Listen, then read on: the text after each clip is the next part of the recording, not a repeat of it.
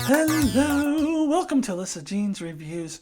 This is my review for Marvel's Moon Knight Season 1. I will be reviewing the entirety of the season all in one video, and therefore, if you have not seen all 6 episodes of Moon Knight Season 1, then you will not want to watch this video, or some things will be spoiled for you, as my brother likes to say. So, I'll kind of start with an overview, and then I'll kind of go through the season a little bit, and I want to touch on some of the characters as I do that. So, I really loved this season. However, I have to kind of take a step back and sort of parse out how good this season actually is versus how good it seems compared to Star Trek Picard. For those of you who have been watching my Star Trek Picard reviews, you know that I think that season is horrendous. It's some of the worst writing I've ever seen in Star Trek and some of the worst writing I've ever seen on television. And so I will watch Moon Knight on Wednesday mornings and then Picard on Thursday mornings, and that's been the case for the entirety of Moon Knight's 6-episode run. It always was the day before Star Trek Picard, and in comparison, it looked like a masterpiece because Picard is so bad. And in fact, the penultimate episode for Moon Knight aired the same week as the penultimate episode for Star Trek Picard, and in both episodes, they really dove deeply into one of the characters' childhood trauma.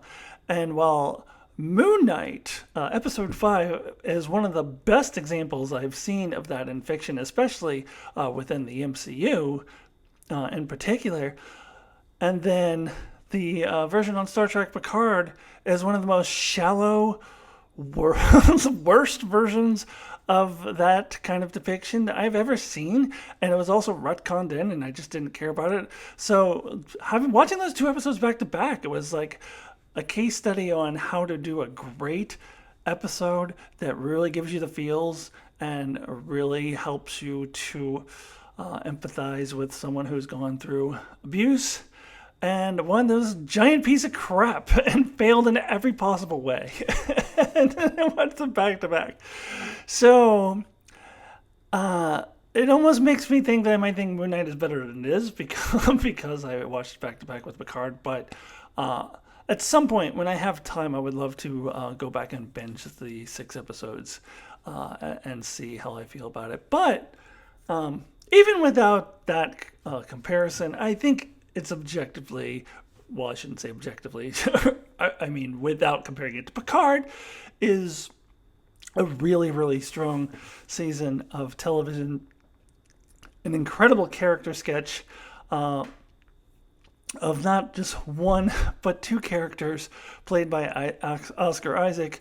Oscar Isaac just crushed it. I think this may be one of, if not the best acting performance in any MCU project, certainly in any MCU Disney Plus show. Although Tom Hiddleston did pretty good, and Elizabeth Olsen did pretty good too, so it's hard to say, but this was, Oscar Isaac just crushed it. And it hasn't been decided, or at least hasn't been stated specifically, whether there's going to be a season 2, but I really hope that there is. I would love to see Oscar Isaac come back in this role, and there's more story to tell. There's more things we need to see, specifically with one Jake Lockley, and I will get into that. So, yeah, overall, even without comparing it to that horrible Star Trek show that I thank God is almost over, I still think that this was an excellent season of television. I have it ranked right now as my number 2 Disney Plus show Marvel Disney Plus show, I should say, behind Loki. Loki's still my favorite, and Loki to me has the best finale of any of them. I know people complain that it was just sitting around talking, but people complain that they sit around and talk. People complain that there's too much of a CGI battle. You can't win, you can't please everyone all the time. But I loved the Loki finale. I thought it was amazing. I thought the Moon Knight finale was the weakest of the 6 episodes. That's not to say that the finale was horrible or anything. I just thought that it was the weakest episode of the 6. But that ending was amazing. The post-credit scene was amazing. So I'll get into all that. Let me go through this season a little bit and talk about more specifically some of the characters. Okay, so I want to start by talking about the structure, the pacing, and the way they parsed out the episodes. I think through the first 5, it was perfect, absolutely perfect. I don't think I would have changed much of anything as far as how they parsed out the story and how they paced things.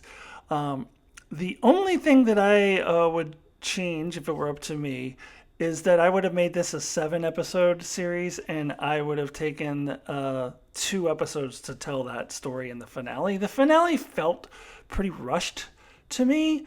It just was like boom, boom, boom, boom. Going into it, I talked with Darren on these reviews and Rob from Smirkin Reviews after episode 5 over on Darren's channel.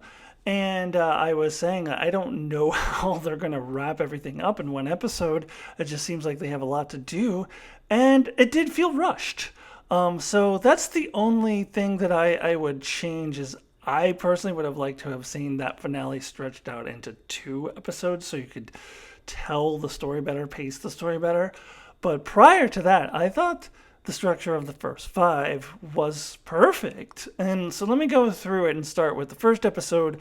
I thought the choice to introduce us to Steven first was the absolute right choice.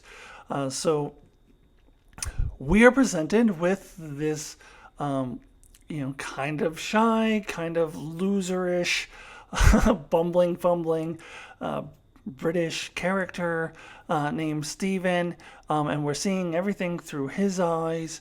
And then we start to see that something is going on with him. There's something off. He ties himself to his bed and locks himself in his room. And we realize that he has DID, dissociative identity disorder, and we see it completely from his perspective in that first episode. We don't see what happens with him. And I thought that was a great way to introduce this show, especially since it turns out that Mark is the base personality, that Mark was born as Mark Spector, and Steven is the one who was created later, as we find out later on in the season. So I thought that was a very interesting choice to introduce the audience to Steven first and have everything through his eyes. And I loved how we saw Steven black out and then just wake up and everything has changed. Now, little theory here. I think that there was a little bit of Jake jumping in there too, not just Mark, especially when he comes back and he has killed a bunch of people. I think it's been pretty well established that Mark doesn't do that either, that it was Jake who does that. Now, we do know that Mark has killed people, but the fact that he would kill a whole bunch of people like that at once when he could simply just knock them out, I think that was more Jake. So I actually really do want to go back and watch this season to kind of pick up on some more clues. I do think that we've seen Jake more often than we realize all throughout this season. I also think Jake is the one who went on a date or arranged that date with that one chick, which was also in episode 1. And we are also, of course, introduced to Arthur Harrow here in episode 1. And this was an incredible performance by Ethan Hawke all throughout the season. He made a great villain, even though Ethan Hawke has basically turned into Nick Nolte in his old age. He reminds me so much of Nick Nolte. I don't remember Ethan Hawke being so much like Nick Nolte when he was younger, but he is now. But he absolutely crushes it all throughout this season. And an interesting villain that we get introduced to in that first episode. Now, as we move through the episodes, episode 2 is more kind of the Mark and Steven episode. Episode 3 is the one where we see from Mark's perspective, and then when he disappears and Steven takes over. And we also get the first glimpse of Jake clearly having taken over, whereas Mark and Steven both have no idea who killed all those dudes on the roof.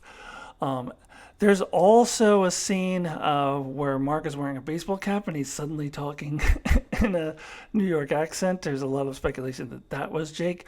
Although I know Jake speaks Spanish at the end, I don't think he only speaks Spanish. I think he also talks in a New York accent, because I think there are times throughout the season where Jake comes in. So episode 1, Steven only. Episode 2, we got Mark and Steven, but still from Steven's perspective. And then episode 3, we've swapped to Mark's perspective. And then, of course, episode 4 is kind of both of them, and that's when they're struggling.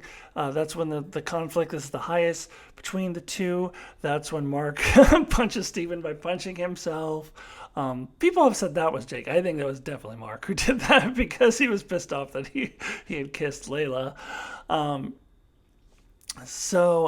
then episode 5 is the, coming together of Mark and Steven, and the two of them accepting each other and accepting that they are one.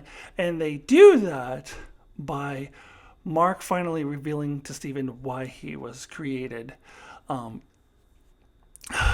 this episode really had me choked up. And then I did that live discussion with Darren and Rob, and Rob, as well as one of the people who were in the chat, shared some personal experiences and shared how that watching those scenes of Mark's past abuse really affected them, and how it was hard to watch, but it was important to watch. And I was kind of feeling that even without even having experienced that myself. So I can't even imagine having gone through that abuse and what it would be like to watch those scenes. I just thought they were perfectly done. And it's a Disney Plus show, so we didn't have to. So we didn't get to see the actual abuse, but I don't think we needed to. There's so many layers in there. If you look at Mark's face, Mark's reaction, Steven's reaction, how young Mark changes into Steven. There's just so much going on in those scenes. And as I said at the top, I think it's one of the best depictions of abuse that I've seen. One of the more powerful. There's not, when I say best, I don't mean good. Like it's good for people to get abused. But one of the more powerful and moving scenes, and hard to watch, I think, even if you haven't gone through it yourself. So I can't even imagine if you've gone through it yourself watching something like that. But I think it's important that they tackle those issues head on. I don't think you can pussyfoot around it. I don't think you can diddle-daddly around it. Like, I think you got to take it on head on, and this show did an excellent job of doing that. And then we cap it off the beginning of the finale. That's when Steven and Mark truly do come together, and it ends with the two of them now working together as a team. So that was a really great story arc, parsed up perfectly throughout the episodes. So that part was really good. Also, I gotta mention how they handled DID. Now, I'm ignorant on DID, but from what I understand, this was one of the better depictions of that disorder, certainly better than something like Shattered. It's got a lot of criticism. Or was it Shattered, or was it what was the one with James McAvoy in it? Whatever. I really didn't like that movie. I don't know. Whatever that movie was called. Split. That's what I'm thinking of, not Shattered. Split. Yeah. And so I learned a lot about DID, and from what I understand, that is very accurate. That is how it starts, is from a trauma. Um, so that episode 5 is just one of the more powerful episodes of television I've seen this year, at least. I also want to touch on Layla, a really strong supporting character and also a pretty strong female character, even if she's not the lead. She definitely was much more prevalent than I thought she would be when we first were introduced to her. Ended up being a stronger and much more interesting character than I thought we were going to get, and I give a lot of credit to the actress who played her. She even got some of her own scenes without Mark involved, like the scene with her and I guess that was an old friend who was making the passport for her. And we got a little bit more of her backstory. Obviously, she's not the main character, so we didn't get too deeply into it, but we got more into it than I thought we would, and I really enjoyed that.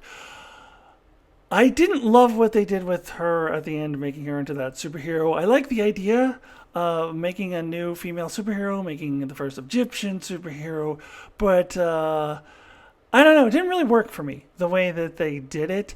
I didn't really get how being the avatar for Taweret, the hippo goddess, gives her wings. And I know she's supposed to be, I think, the Scarlet Scarab or something like that, which is based off of an actual Marvel Comics hero. Who was male in the comics, but they made Layla into the Scarlet Scarab. I get that that's what they were going for, but I don't think that it really works. Like, I don't understand how she would have wings being the avatar for the, the hippo goddess. It just makes no sense to me. I like the idea. Execution could use a little bit of work. So, while I'm talking about some of my critiques of the season, as I alluded to before, I did think that the finale was too rushed. It got back too much into the Marvel of boom, boom, boom, boom, action, action, action, and I feel like that was contrary to the tone of the show up to that point. I actually heard people complain that we didn't get enough Moon Knight in a show called Moon Knight. I actually think we got the perfect amount of Moon Knight because when it comes down to it, the show was about a guy with DID. And even if it's called Moon Knight, that's what it was about. And I much prefer that to a whole bunch of CGI action scenes. And I think the finale would have been better if it had been tempered more with more slower pace scenes and more character scenes. And I think in order to have time to do that, they would have had to split it into 2 episodes, which is why I said what I did earlier. I would have liked to have more character scenes, a little bit of a slower pace mixed in with all the action, because when it's just action, action, action, action, it just seems like a completely different show than the previous 5 episodes. So that's all I feel about that. Also, I really did not like Osiris and these other Egyptian gods, and just how completely gullible they were, and just how completely obtuse they were. I thought that Osiris was probably working with Harrow. That was really the only thing that made any sense to me, that he actually wanted Ammit to be released. Turns out he didn't. Then why did they behave the way they did in, was that episode 3, I believe it was? Where they wouldn't even consider for a second that maybe Arthur Harrow might actually be trying to release Ammit. They just said, oh, well, Mark Spector is crazy and we hate Khonshu, therefore there is no possible way that they could be telling us the truth, so we're just going to dismiss it outright and not even consider it. And then they go, oh no, it's Harrow. Well, duh! So that was kind of frustrating for me. I didn't really appreciate that aspect of the finale. So, yeah, the finale could have been better. But it's still a very strong series. Now, I do want to talk about that post-credits scene. I had heard the opinion that, well, we need to see Jake Lockley right away. We need to see him by episode 4. We need to see him by episode 5. I totally disagree. I think saving him for the post-credit scene was absolutely brilliant, and it leaves us talking, it leaves us guessing. I've already been talking about it a little bit in my review, various different times that we may have seen him earlier. I think we've seen him a lot more than we think we have. And it gets us excited for a possible season two. And just to be clear, my interpretation of it, and I think that this is the correct interpretation. I think this is what the show was going for, is that Khonshu didn't really release Mark and Steven. He now works directly with Jake, which means Mark and Steven are still unwittingly serving Khonshu, even if they are no longer aware of it. He just led them to believe that he had released them, but he very much still has Jake Lockley under his thumb. And Jake Lockley seems to be a joyful and willing participant with Khonshu. And I would say we really need to have a season two, because I want season two to be the season of Jake Lockley. I really want to dive into it. I think, actually, I might think less of the post-credit scene if this is it and we never get it again. But if there's a season two, then I'm going to say this post-credit scene was amazing. I think it's one of the best post-credit scenes on any of the Disney Plus shows. Certainly beats the crap out of the worst post-credit scene in MCU history, which was we got in the previous Disney Plus show, Hawkeye. Really? So they did nothing to set us up for any future MCU project. They did nothing to give us closure for that particular project. They just had this, 10 minutes of this terrible musical? Why?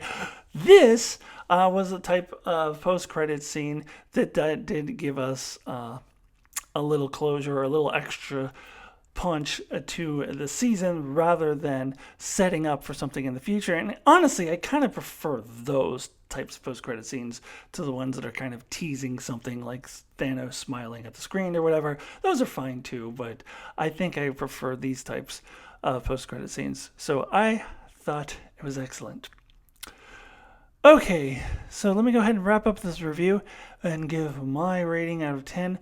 1 being the lowest possible score, 10 being the highest possible score, and I'm going to give Moon Knight Season 1 a 9. So, as I said before, it is my number 2 Disney Plus Marvel show, now behind Loki. I gave Loki a 10. I also gave WandaVision a 9. I think I would give this the edge over WandaVision. Both WandaVision and Loki, or rather Moon Knight, really dove into some trauma and drove into the psyche of a character. I think Moon Knight was a little more succinct, only being 6 episodes, and I think it did a little bit better job of storytelling, even though I gave them both 9s out of 10s.